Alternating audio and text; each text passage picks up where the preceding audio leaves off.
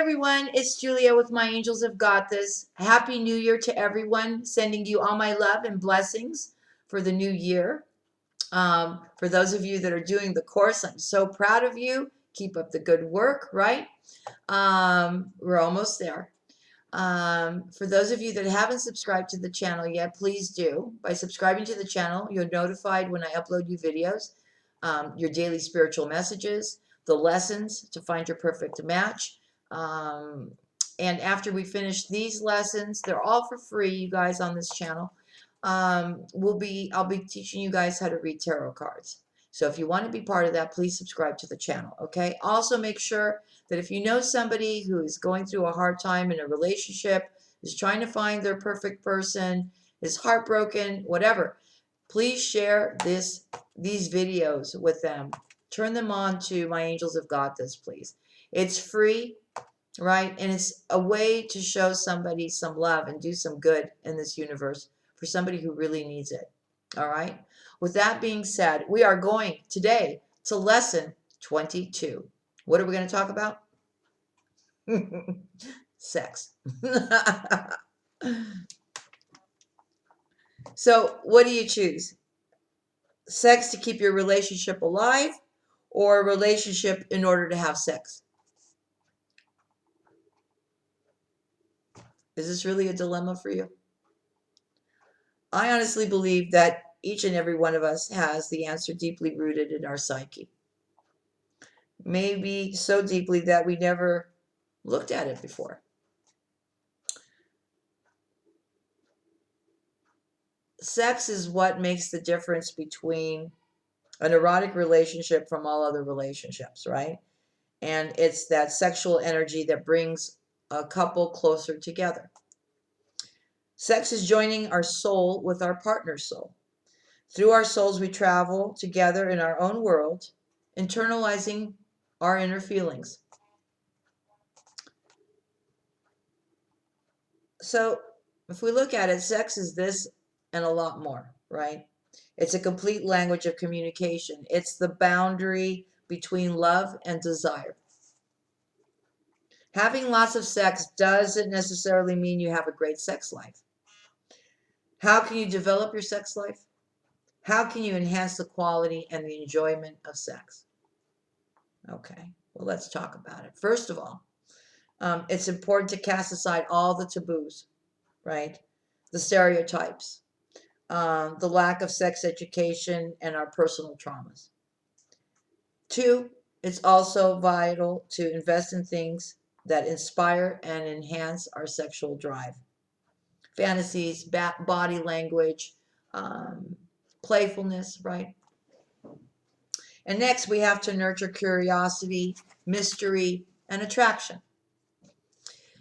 The energy that we invest in sex matters a great deal, as does our level of confidence and how good we feel about ourselves, our bodies, the time we dedicate to ourselves. If we do all of these things, then we'll be ready and willing to give and receive pleasure. Love will feel secure through our active and intense sex life, and trust and communication will blossom. So let's talk about this. Let's talk about sex and when do we go for it, right? You should generally avoid having sex too soon, right? Such as on the first date or even in the first few days or weeks. Sexual contact contains a magical charisma that can trigger a beautiful mutual communication between two bodies, two souls, two hearts, right? The contact needs to be nurtured slowly and not viewed as an opportunity to get some temporary pleasure.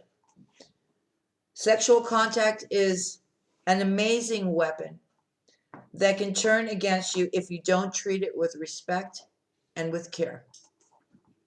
Even if your desires, your hormones make you want to have sex as soon as possible, even if you're very attracted to someone, even if you haven't had it for a long time, you still need to make sure that you're taking the following steps before you do it. So, is it crystal clear that you're in a monogamous relationship? Are you sure that this person is not indulging with others as well? Have you known this person long enough to even get to know them prior to getting involved with them, right? Because maybe you're not going to like them for who they are. And then what? And then you've got to deal with the mess of ghosting or breaking up with somebody, right? Are you feeling pressure to have sex with this person right away? Are they making you feel pressured?